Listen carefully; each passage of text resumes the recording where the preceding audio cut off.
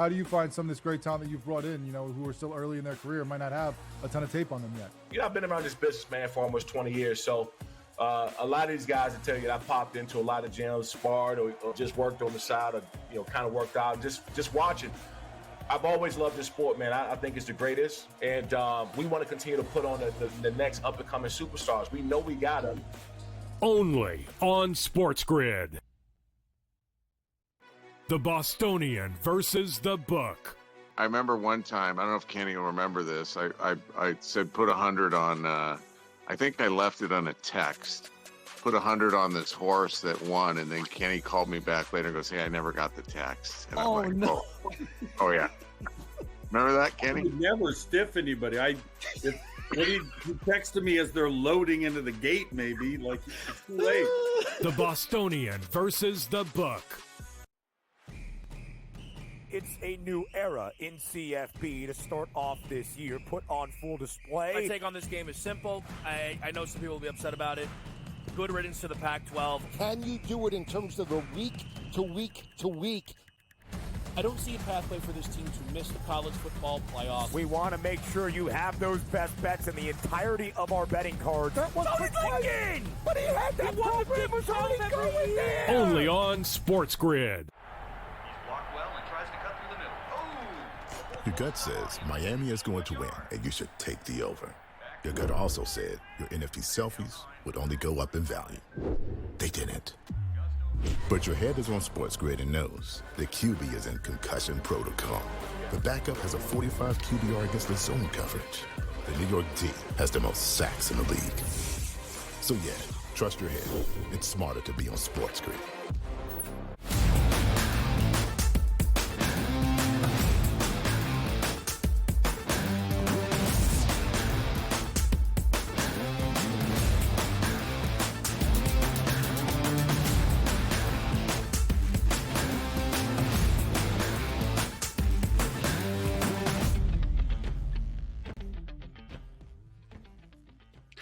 Welcome back into the early line, hour number 2, tipping off. I'm Dubs Anderson alongside Joe Ranieri, and we're taking aim at the Monday night action in and around the association. Joe highlighted a couple of the big results just before the break there. The Rockets got it done over the Hornets. The Cavaliers playing some really strong basketball, 17-1 playing at home, and that was another big performance against the Jazz. The Magic, they get it done in a low scorer over Boston.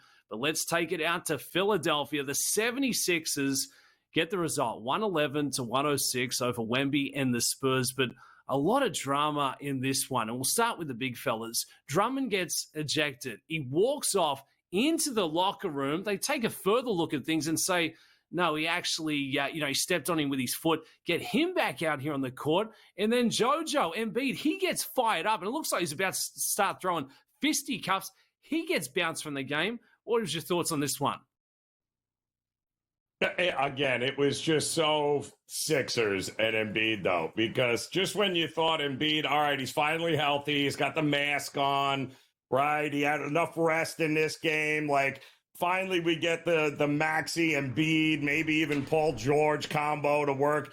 And then you got to worry about him stubbing his toe and not finishing the game, right? Well, the only thing we had to worry about last night was the fact that he kept getting whistled and then absolutely lost it in that second quarter there when he was called, I believe, for a block. And then he went after the ref, who happened to be a woman there, and she hit him with a tee.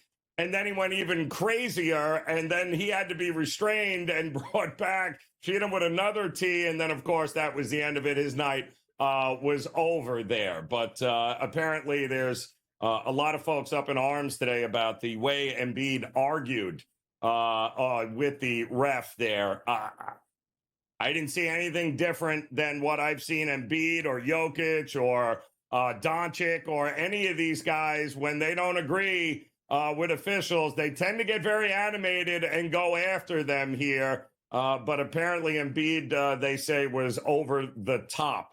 I'm not sure about that. My guy's just a little emotional, but I'll tell you what, that's not one play that I want to be trying to push in to the locker room there. He's putting fans in the stands there, and they still got the result there.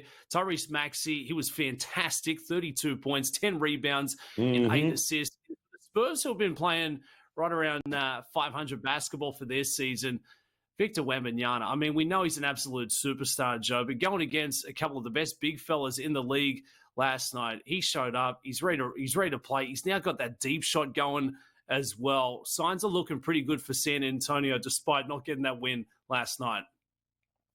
Well, I mean, Wembanyama is an absolute monster. I mean, 26 points, 9 boards. He had 6 threes. He had 8 blocks. He has 18 blocks in his last 2 games. He had 7 in the first half of that game there alone. I mean, the guy is a wrecking machine, and how this team is barely over 500 is kind of head-scratching with such a ridiculous talent like they have here. So we know why the Sixers came into that game, 9-17 is what they were. The injuries have been just absolutely devastating. And then when you finally get the guys healthy, what happens? Embiid gets thrown out in the second quarter. And then what's supposed to happen, right? You lose your big man and your other stars step up. So Philadelphia, especially down the stretch, made the plays and the Spurs didn't. That's why Philadelphia won the game. But there is no doubt that there is little room for error with Philadelphia moving forward. They've got to keep those 3 guys healthy in some way, shape, or form, Dubs. Those guys have to be healthy in order for Philadelphia to have any shot at making a run at this. Otherwise, it could be getting a little late early. Other big takeaways from the Monday evening slate in the association: the Knicks 139-125 over the Raptors. It was Cat, it was Anunoby combining for 62 points. So that was a big performance there from the star duo. The Bucks get the result over the Chicago Bulls. The Clippers chalk up one going against the Memphis Grizz. We did see a couple of superstar moves out there. And OKC, SGA, talking about MVP honors, a 41-point piece there for Monday evening, now sitting at 12-2 playing at home. Outside of the big results, Joe, what was the standout for you in Monday card?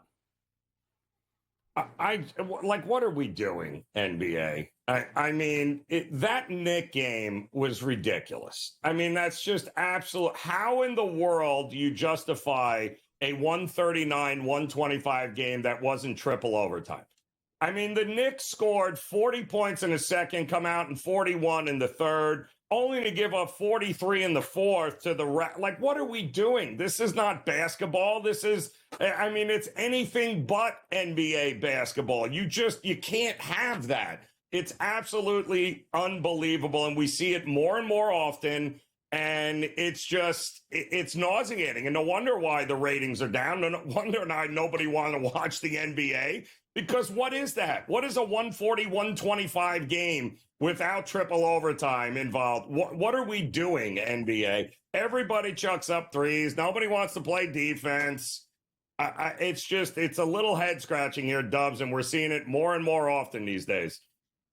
Yeah, it's a little tough to swallow. It really feels like every team is just live and die from beyond the arc. If you're making your threes, you put up 150 points, you win the game. If you're missing, well, you're getting blitzed there by 30. A team that didn't show up ready to play, despite the superstar efforts from the one and only King, LeBron James. Lakers go down Monday night. The Pistons get the result, 117-114. LeBron goes for 28, 11, and 11. What's going on out here on the West Coast, Joe? That's going to be the series sweep against Detroit, one of the lesser teams in the NBA. Triple-double by LeBron. They wasted 2, by the way, there. And, to the Lakers' credit, they had been playing some pretty good basketball as of late, Dubs. You know that in your backyard here, mostly because they've been playing some defense, and they've been shutting some teams down here, and they're going to need to keep doing that, because I don't think this is one of the greatest shooting teams here that we've ever seen from the Lakers. However, when they have the big man in the middle there and LeBron and company, and they can play some defense, they're going to win some games. The problem is it was all LeBron last night, but he couldn't overcome Cade Cunningham last night. 20 points, 10 assists, and the Pistons, did what they had to do down the stretch in order to get it. And Anthony Davis had 19 and 10 for the Lakers. And boy, oh boy, that young Pistons team, they show flashes of how good they can truly be. It's a scary team once they figure it out. They got the right coach at the right time with the right players.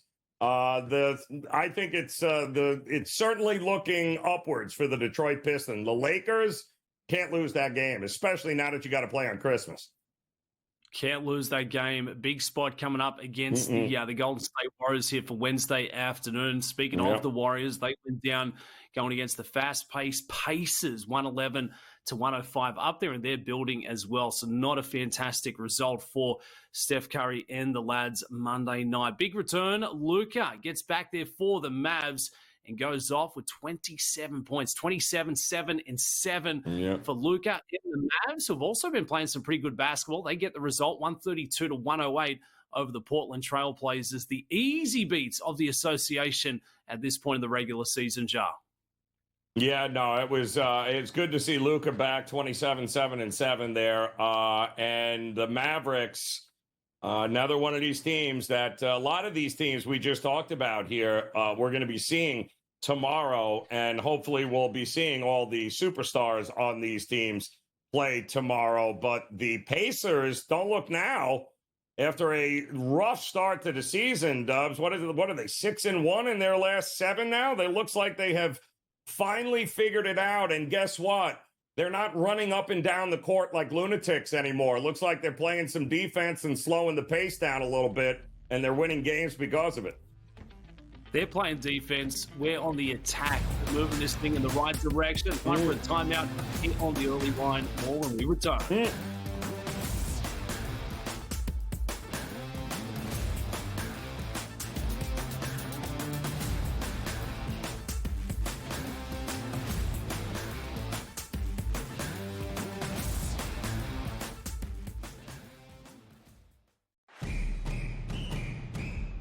I'm actually not even on a side today. Yeah. And I'll get to that. Why are you on Texas? I gave them a shout. Maybe not me as the overwhelming authority in college football, but entering that game on this set to you guys, I said there was one elite defense entering the matchup in Austin back to end out October. It's not the Bulldogs like it used to be. It is Texas. College football today, only on SportsGrid. Right here with you on Pro Football Today on SportsGrid. Odds in motion, trying to see what lines have moved throughout the week. Never felt more comfortable in the set than I do for this year. I'm ready. I'm just getting angry. The hot takes are going to be here all long, people. You don't want them to go 13-0 and then lose the first round of the playoffs. Red. This is their last shot. They don't really have anywhere else to go yet. Hot take. By the time I hit, I guess what, Route 33 up here, that ticket's cashing. Only on SportsGrid. The Bostonian versus the Book. I remember one time, I don't know if Kenny will remember this. I said put 100 on, I think I left it on a text. Put 100 on this horse that won, and then Kenny called me back later and goes, hey, I never got the text. And I'm like, no. Oh yeah. Remember that, Kenny? I would never stiff anybody. When he texted me as they're loading into the gate, maybe, like, it's too late. The Bostonian versus the Book.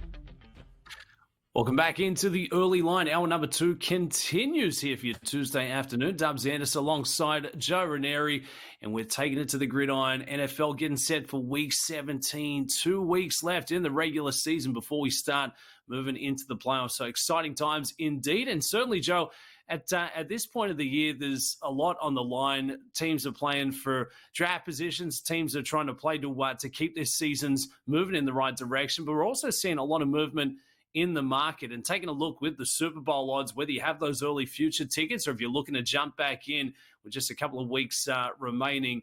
A bit of adjustment here from the odds makers. We saw last week the Lions were sitting at plus 500. They shortened up to currently sit at plus 390. The Chiefs, they shortened up to plus 450. The Bills drift out to plus 470, and the Eagles go out to plus 650. So from the top 5 choices, what's the standout for you, Joe? Any surprises that the Lions continue to see that play at the market? Well, there are concerns. I think that people should be very concerned about the Detroit Lions on the defensive side. But the thing that makes them unique, if it was any other team, Dubs, the injuries that they have sustained on that side would have been season ending for a lot of teams. But not when you can drop 40-plus points in a game on any other defense. And that means you're basically, even if your defense gives up 30, your offense is always going to give you a chance to win. It makes it much harder in order to do it. But the possibility is there, and they've shown it time and time again that even though that defense is suspect now, the fact that you can drop 35, 40 points a game on other quality defenses, that means you got to be taken seriously. You can absolutely win this thing. Offense wins, right? We'll see, though. It's vitally important for them to keep that home field, and the road to the Super Bowl has to go through Detroit there, Dubs. And if it does, they are without a doubt and should be your favorite. What if it doesn't, Joe? Devil's advocate. What if it runs through Arrowhead? We've seen time and time again. The Kansas City Chiefs, you look at their record, it's fantastic on paper. They managed to win these close, nail-biting, rock fight style of games, and they're sitting as the second choice at plus 450. Do we just buy in on the class factor? They've won the last 2. They're going to figure out a way to win a third? Well, they pretty much locked up that number 1 seed in the AFC. So Buffalo, if they're the second choice, is going to have to go to Arrowhead and beat Kansas City. Buffalo would have liked it to go through Orchard Park, where they haven't lost a game in forever. But if you're going to represent the AFC, you're going to have to beat Kansas City in Kansas City, because I'm fairly certain they pretty much have locked up with that win against Houston, that number 1 seed, which means somebody's got to beat the Chiefs in Arrowhead if they're going to the Super Bowl. And Detroit, same way. And the reason I say that in the NFC, Detroit, it's got to go through Detroit. Let me reiterate that. It's got to remain the number 1 seed indoors. Is that better? So even if it's Minnesota who catches them, and it may very well come down to that Week 18 game between Detroit and Minnesota, and indoors, that's where they have to. They've played their entire season, Dubs, outside of a handful of games, indoors. And we all know Jared Goff, much better indoors. That offense is way scarier indoors than they are outdoors. I would not bet Detroit if they had to go to Philadelphia to play a playoff game. No way would I bet them outdoors in the elements and think that they would somehow compete. That's what makes, I think, you've got to be able to score in order to keep pace with Detroit if it's indoors and Detroit has the number 1 seed. So teams like the Rams, not the Rams, the Packers, I think are interesting, which weren't even on the board, if you notice that. Oh, there they are at 13-1 right now.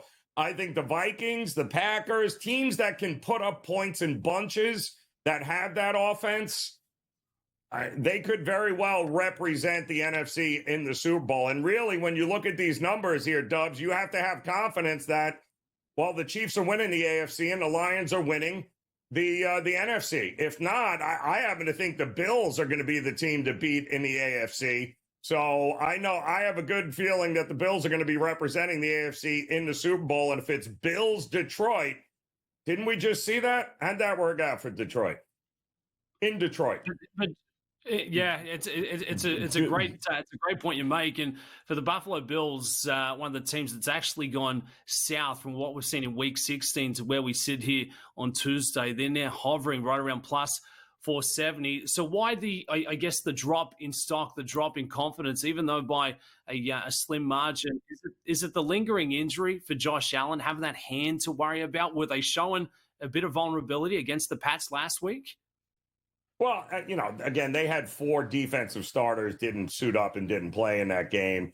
It's the Patriots. It's a division rival. It was minus 6 degrees with the wind chill. At one point, he said he couldn't even, he got hit on his funny bone and his elbow, Dubs, and he was on the sideline and couldn't feel his arm, couldn't feel his hand, couldn't feel anything. He said it was the weirdest thing, and they were trying to get blood flowing back into the arm there, but that's the conditions that you're dealing with here. On a fast track, Buffalo to me is going to lock up the number 2 seed. I would imagine they'll get the number 2 seed here, barring anything crazy. They will handle business against the Jets. They'll handle business against New England.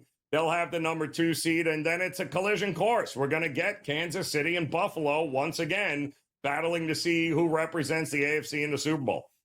It really feels like it's going to be a battle of the heavyweights, and the odds board absolutely reflective of that. If you're jumping into play at the FanDuel Sportsbook, Detroit Lions sitting as the shortest price at plus 390. Dan Campbell, Jared Goff, Amon-Ra, St. Brown. You get them on a fast track, as you highlighted, Joe. It is going to be an absolute track meet, like watching Usain Bolt cruise up the 100-meter dash. The reigning champs, they're looking to make it 3 straight, and the Bills, Josh Allen doing everything in his power to get them across the wire. Joe, real simple.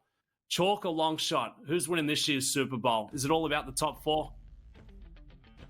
It's very hard to look past them, Dubs. It really is. I love the chalk, baby. I love the chalk. I love Tuesday. Actually continues on the other side. Sitting on the SportsGrid Network.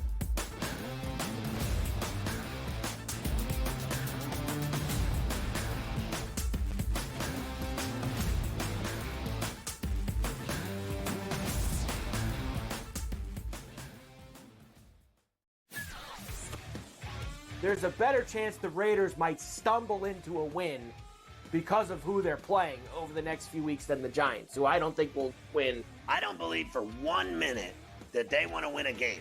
I do not believe that the New York Football Giants want to win a game at all, because it will cost them dearly. In fact, they will continue to suck for years to come if they screw this up. Pharrell Coast to Coast, only on SportsGrid. The 2 guys that can do it all. Too much electricity this morning. This is a good time. We're having a lot of fun. I had to do a triple take. Ka-ching! Why? Because of parity. I didn't mean to offend. Yeah, it's not going to happen. Load management is a dirty word. Let him rip. You know what? Circumstances provide the results. What? How do you do this once? Oh, Donnie, you've got such a good show there. A network that is booming. The Early Line, only on SportsGrid. The sharpest football contest show in the land, the Las Vegas Football Contest Show, focuses on Circus Sports Million, Circus Survivor, and the Westgate Super Contest, handicapping the games and releasing our contest picks every week of the season. With 2 former Super Contest winners, Brady Cannon and James Salinas, a former NFL player, Mike Pritchard, and over $1 million in contest prize money won combined, the Las Vegas Football Contest Show will have you prepared this season like none other. Your gut says Miami is going to win, and you should take the over. Your gut also said your NFC selfies would only go up in value. They didn't. But your head is on SportsGrid and knows the QB is in concussion protocol. The backup has a 45 QBR against the zone coverage. The New York D has the most sacks in the league. So yeah, trust your head. It's smarter to be on SportsGrid.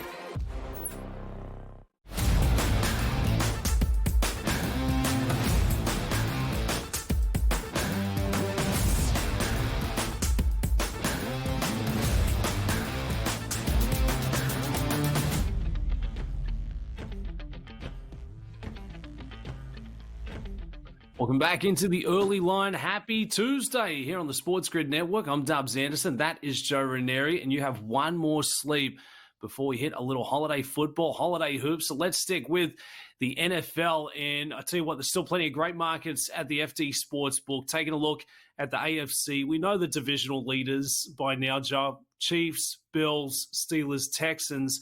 But I'm more interested here in the wildcard standings. The Ravens sitting at 10-5.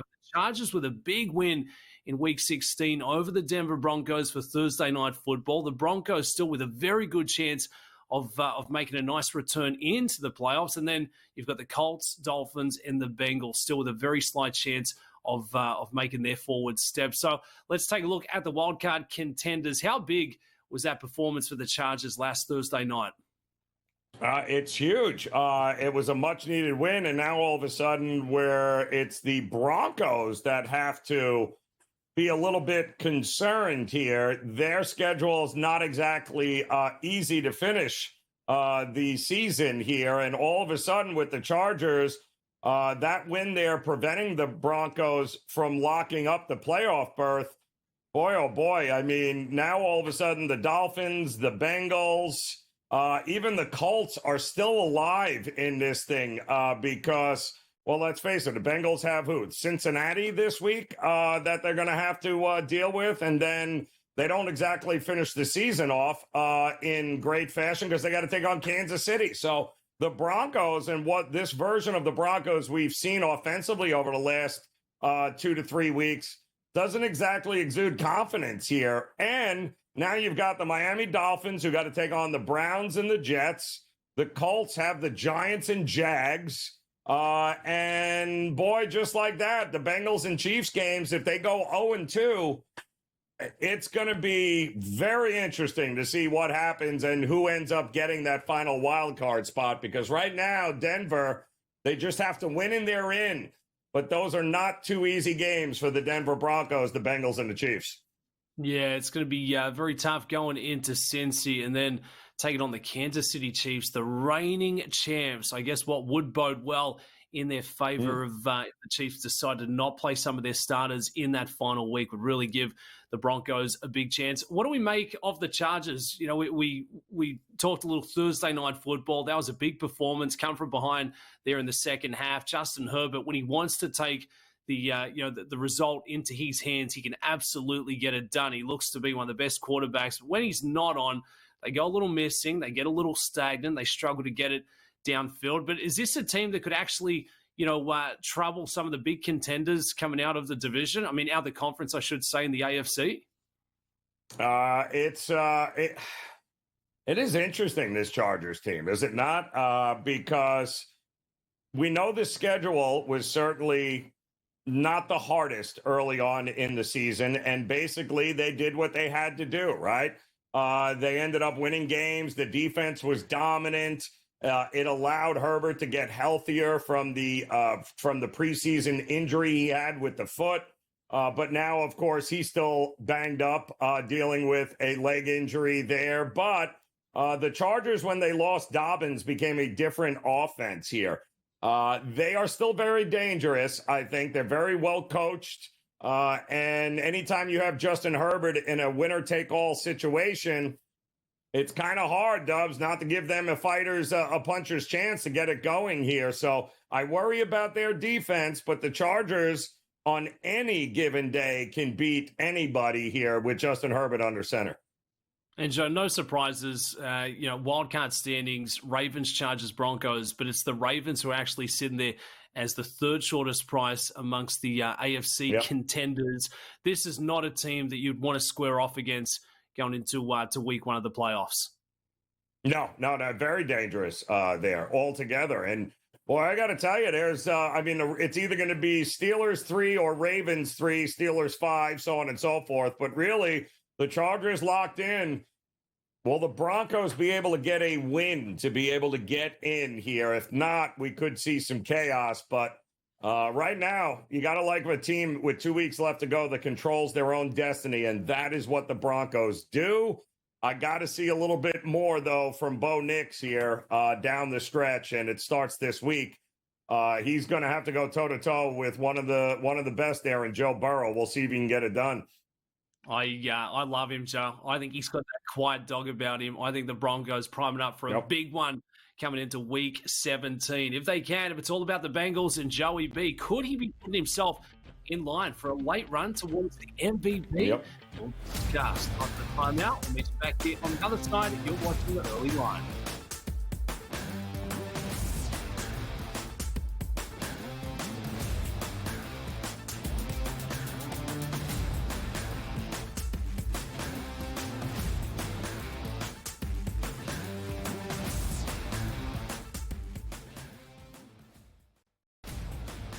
You're not riding with Josh Allen. Yeah. Where have you gone? Don't tell me it's the Philadelphia Eagles, Donnie. Who's the team for you? You see that Vince Lombardi trophy that sits back here? That's a replica. And that's something that the Philadelphia Eagles have won as recent as 2017. The Buffalo Bills are notorious for making it to the Super Bowl and coming up lame, which they might be able to do. But my question is, can the Buffalo Bills even get to the Super Bowl? The early line. Only on SportsGrid. How do you find some of this great talent that you've brought in, who are still early in their career, might not have a ton of tape on them yet? I've been around this business, man, for almost 20 years. So a lot of these guys will tell you that I popped into a lot of gyms, sparred, or just worked on the side, or, kind of worked out, just watching. I've always loved this sport, man. I think it's the greatest. And we want to continue to put on the next up-and-coming superstars. We know we got them. Only on SportsGrid. Right here with you on Pro Football Today on SportsGrid. Odds in motion, trying to see what lines have moved throughout the week. Never felt more comfortable in this set than I do for this year. I'm ready. I'm just getting angry. The hot takes are going to be here all long, people. You don't want them to go 13-0 and then lose the first round of the playoffs. Red. This is their last shot. They don't really have anywhere else to go yet. Hot take. By the time I hit, I guess what, Route 33 up here, that ticket's cashing. Only on SportsGrid. The holidays come with a touch of craziness, from unwrapping the latest storylines to the best betting insights. We've got everything you need to crank up the excitement this season. We can't promise there won't be a little yelling. Play a decent schedule. They have maybe 500. There's not serious. Oh, they just ruined my day. But we can guarantee a whole lot of fun. Merry Christmas from all of us at SportsGrid.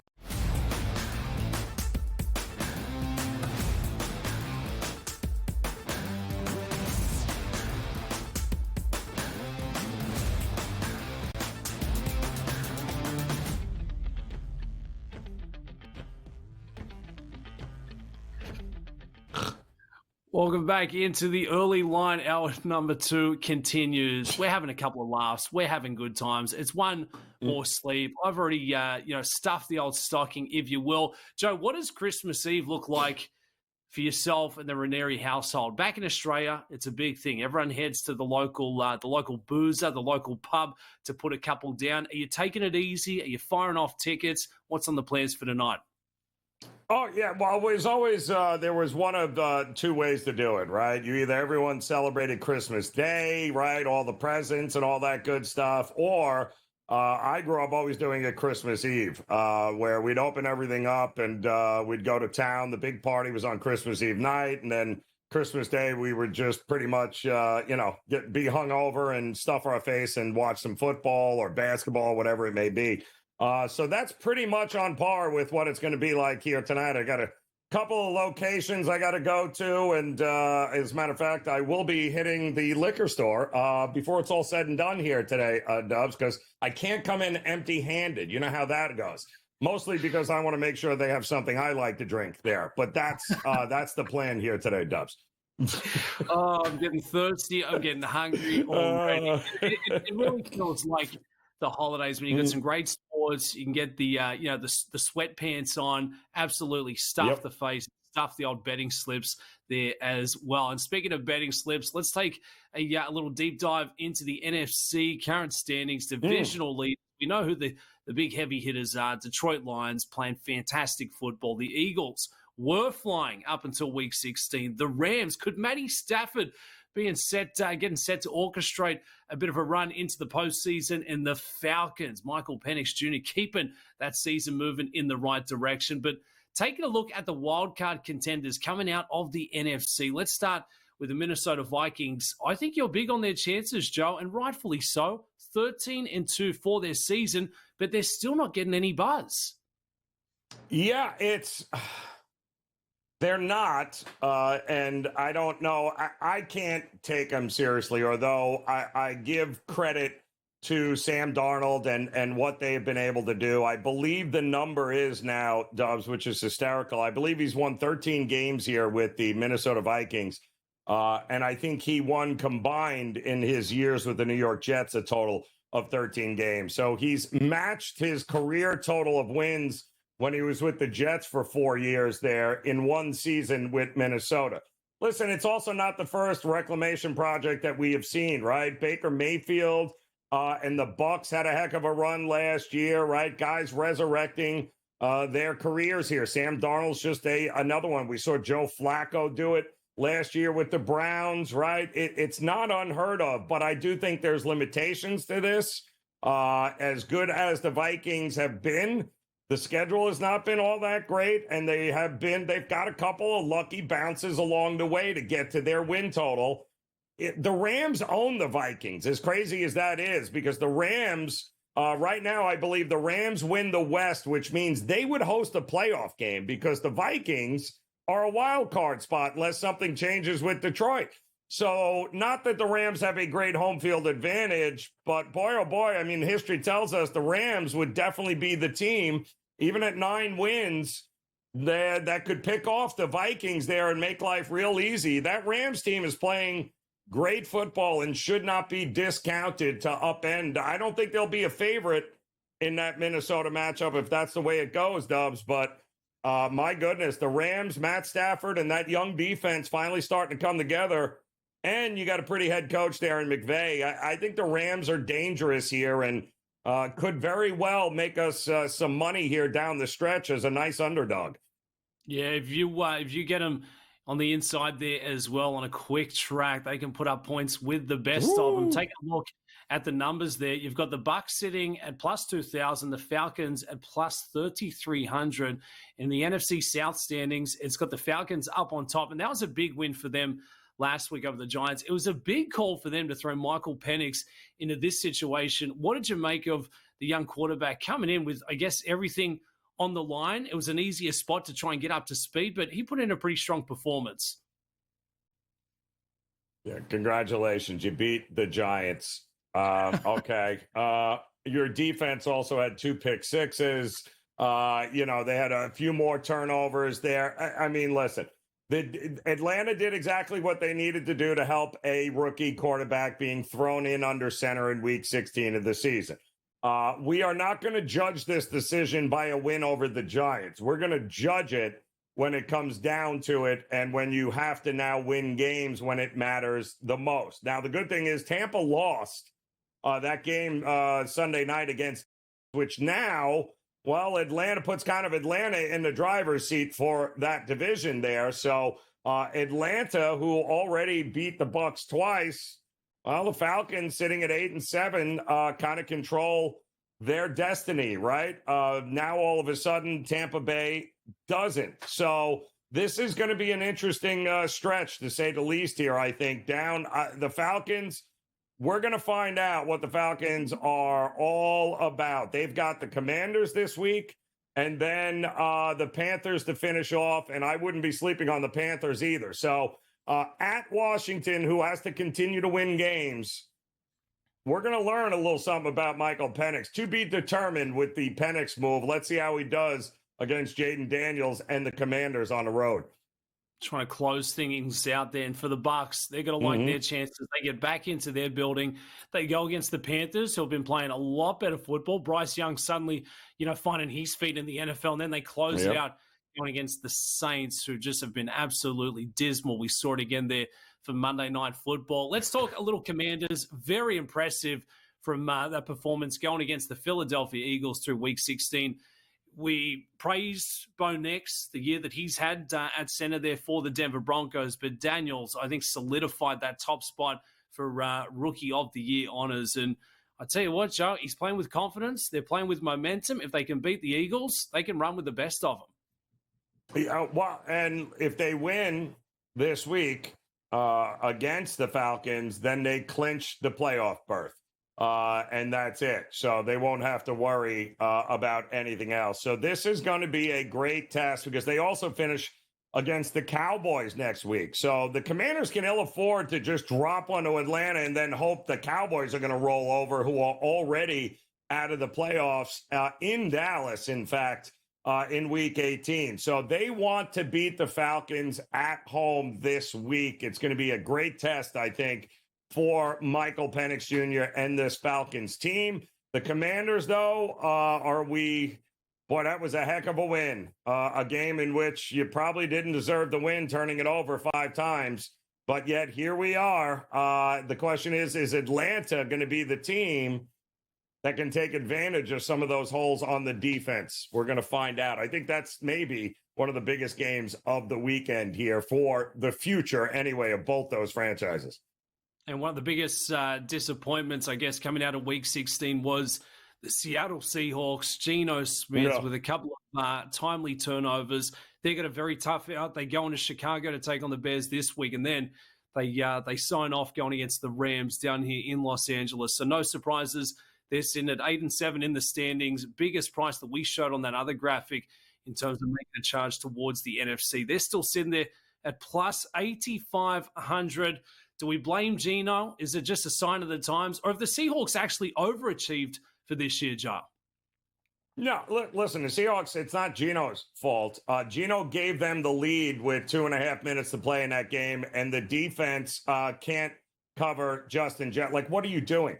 At some point, you got to be able to you let Sam Darnold beat you in the final 2 minutes there. That's on the defense of Seattle and their defensive-minded head coach that allowed that to happen. So Seattle had that game won until the defense fell apart.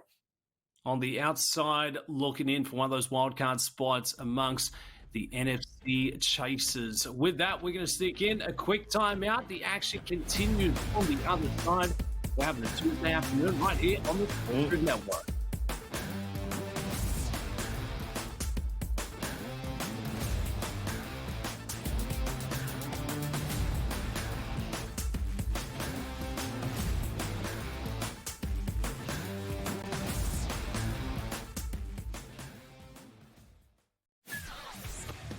Uncle Stevie can just walk up the aisle like he's at the supermarket.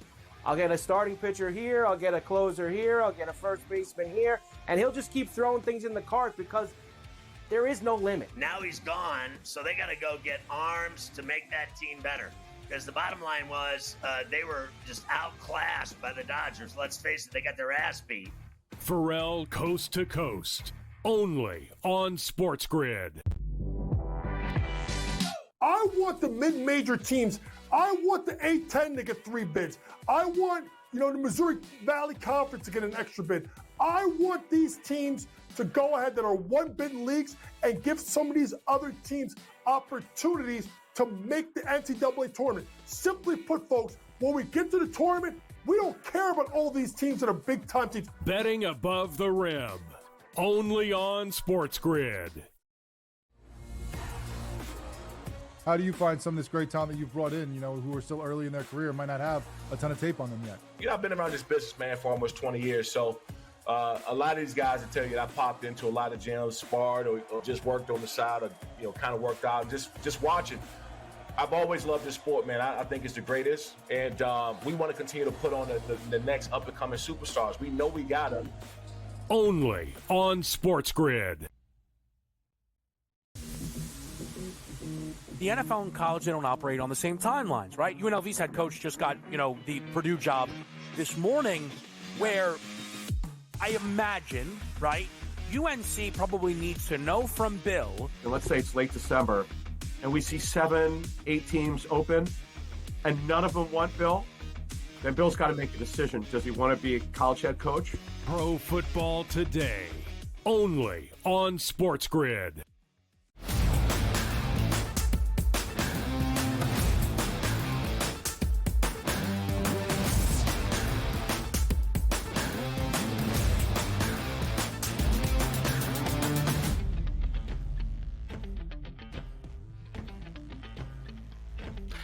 Welcome back into the early line here on the Sports Grid Network. I'm Dubs Anderson. That is Joe Ranieri, and time to talk a little college football, the playoffs, the new look playoff format. And Joe, before we take a deep dive into some of these quarterfinal matchups, what are your thoughts on what we have seen? Are you all for it? Is it thumbs up, thumbs down? Do we need to still make a couple of changes going forward?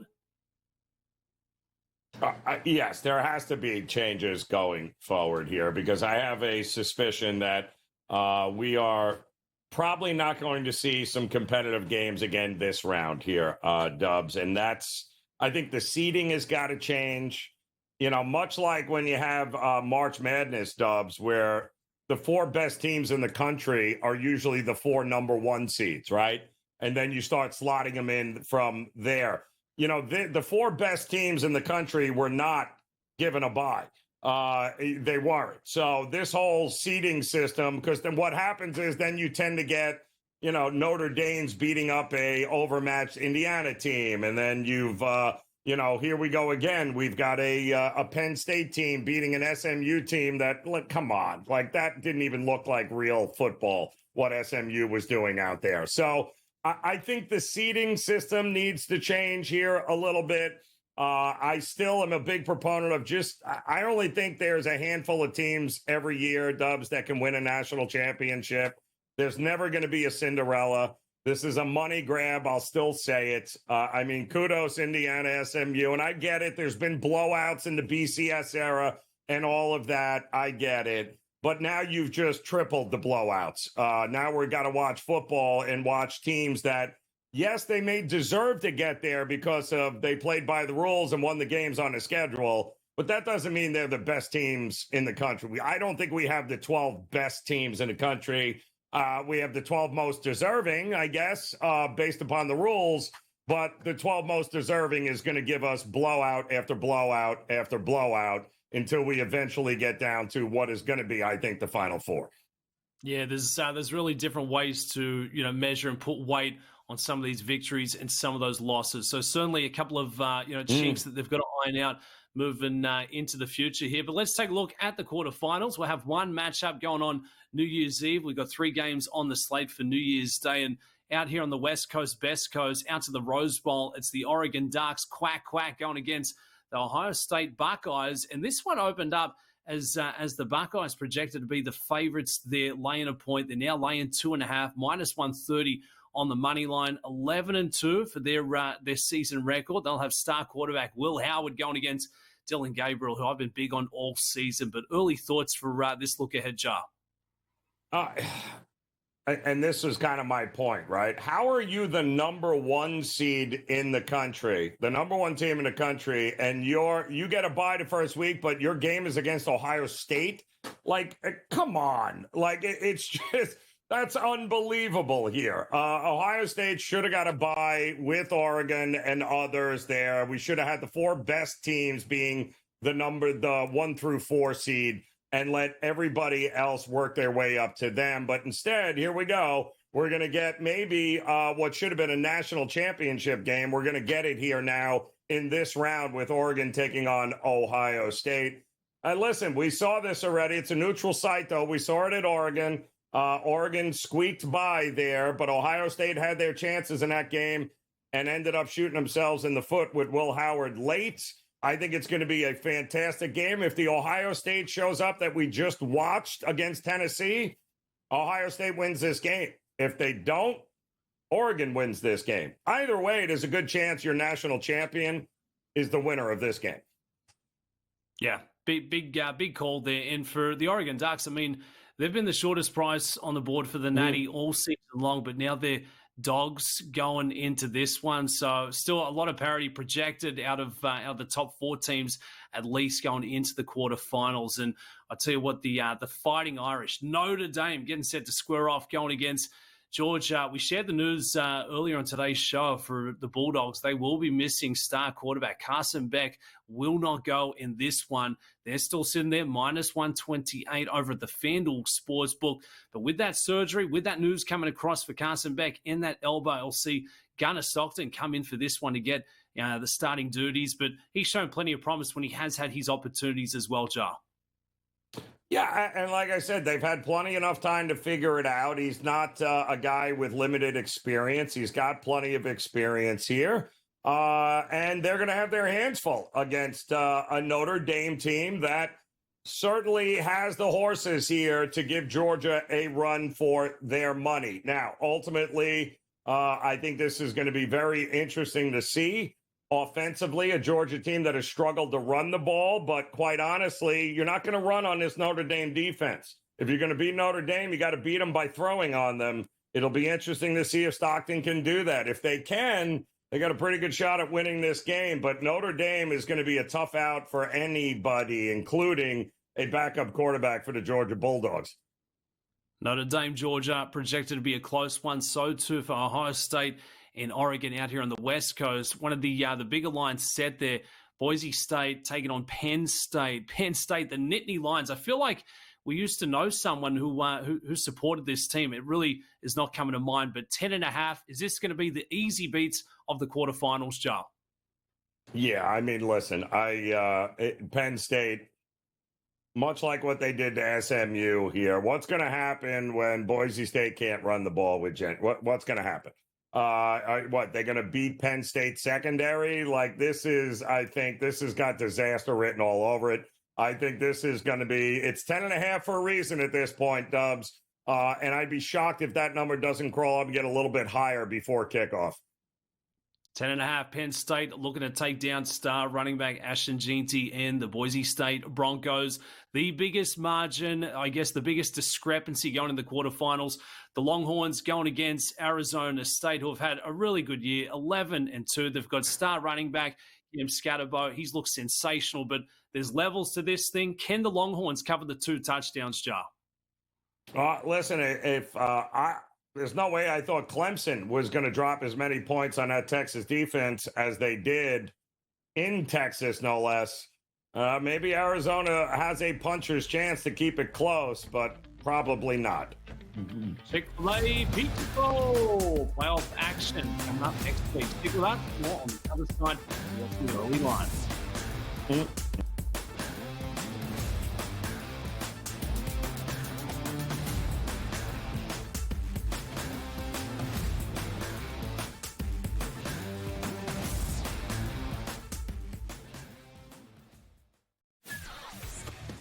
Uncle Stevie can just walk up the aisle like he's at the supermarket.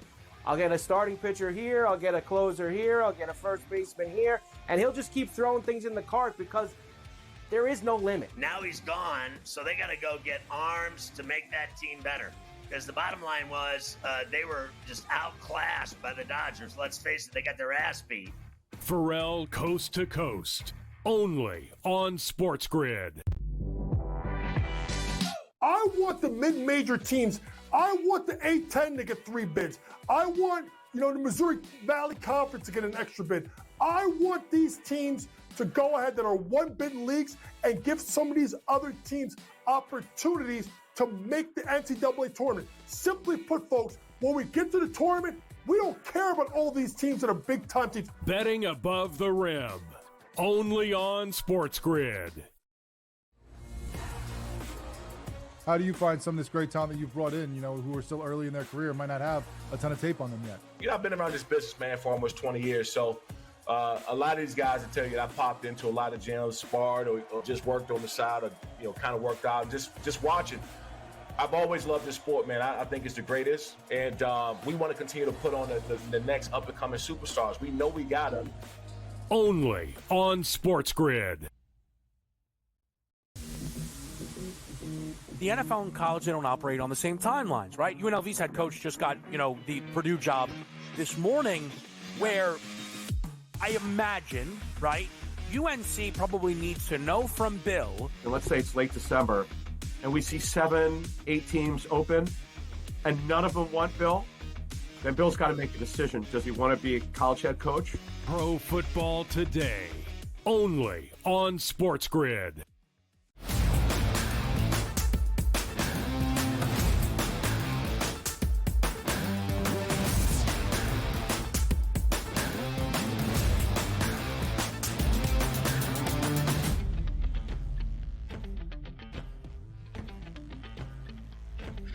Welcome back into the early line, talking all things college football. I'm Dubs Anderson. That is Joe Ranieri. We're looking ahead towards the quarterfinals getting underway New Year's Eve. So a week from today, some of these blue chip programs vying for the biggest honor in college sports. And if we look at the odds board, Joe, it tells us it's all about the Texas Longhorns. Quinn Ewers getting set to lead Texas into the promised land. They're sitting at plus 310. We've got Ohio State at plus 330 and Oregon, the Ducks sitting at plus 480. Taking a look at the bracket, going after the analysis that we shared prior to that commercial, Texas going against Arizona State. If they were to move on to the semifinals, they would square off against the winner of Ohio State and Oregon. I like Oregon, so it'd be Texas-Oregon in the first semifinal. Penn State going against Boise State. Boise State seem to be completely out of their weight division. They are going to be going up in grade against Penn State. I think Penn State survive, advance, move on to the semifinal. And then Notre Dame going against Georgia. That's going to be one of the closer games here out of the four quarterfinals. So in terms of the way that bracket looks to funnel going through the next couple of games, who's going to be the team to beat for you, Joe? Is the odds board absolutely spot on that it should be Texas at plus 310 as the ones to beat? Yeah, I don't think so. I think it's Ohio State and Oregon. Whoever wins this game between them this week at the Rose Bowl, that's your national champion. So a couple of different ways to approach it then, Dubs, if that's the case. Bet who you think is going to win that game. Bet it now, because once they do win it, you're not going to get them at that price. I can promise you that. And I would just keep rolling it over here. Lock it in now. If you think Oregon is at nearly 5-1, lock that in. Lock them to win against Ohio State. Lock them to win on, and they would have the winner of what game there? The Georgia Notre Dame game? Is that how it would work out? Yeah, Ohio State, Oregon winner looks to advance and take on Texas or Arizona State. Likely would be Texas there if they were to get the result of Arizona State. So that looks to be the tougher side of the board. Absolutely, it does. But if you make it through that gauntlet, you're beating whatever comes out from the other side. Whether and in likelihood, what Penn State taking on the winner of. There you go. So that's that to me. Now, is there a dark horse here? Can you look like it? It feels to me like Texas and Ohio State is what everyone seems to think is going to be a thing, but that's all coming from the other side. So listen, anything can happen in any given game, right? So whoever you think is going to win the other side of the bracket, that appears to be where the best odds are currently, right? So if you think Notre Dame is coming out of that side to play for a national championship, or if you think Penn State is doing it, maybe that's the side to look at here, because who is going to be a favorite in these games here right now? I mean, if Notre Dame plays Penn State, is it a pick'em game? Feels it. Yeah. Yeah, it certainly would be very close there. Tougher assignment for the odds makers. And Joe, for anyone who's maybe not big on the college football, or they get up to speed at this time of year trying to see who's going to take out the national championship, it looks a little different. We had 12 teams coming in to this new look playoff format. Is it a sign of the times, with NIL deals and player portals, that we can expect to see different programs making a bit of a run at this thing year in, year out? Is it just going to be a carousel of players, swapping and changing? Does it make it harder for a new, coach or a program like a Bill Belichick coming in to North Carolina and just trying to build that consistency year over year? Listen, I don't know what this is a hot mess, college football moving forward. They basically, congratulations, the genie's out of the bottle. You've got kids that can get paid now for their name, image, and likeness. But did you just see what happened in Duke? You have a 3-star high school prospect just 2 years ago out of California, played 1 year at Tulane this year, just signed for $5 million at Duke. $5 million, Dubs. $5 million. How in the world how do you compete with that now? So that's basically, and he's not even that good. He played at Tulane. And now he's going to Duke, and you're paying him $5 million. I don't know how you reel this thing back in. I really don't. It's a mess right now. Yeah, it really feels he's like... making more money than coaches. Jeez. It feels like it's getting out of hand, Joe, and I really, really wish I was better at sports. That's my big takeaway. Yeah, Jumping in, play the Natty Texas. That's the team to beat. Plus 310. Quarterfinals get underway next Tuesday. Time for a break. We'll be back here on the other side. More on the early line.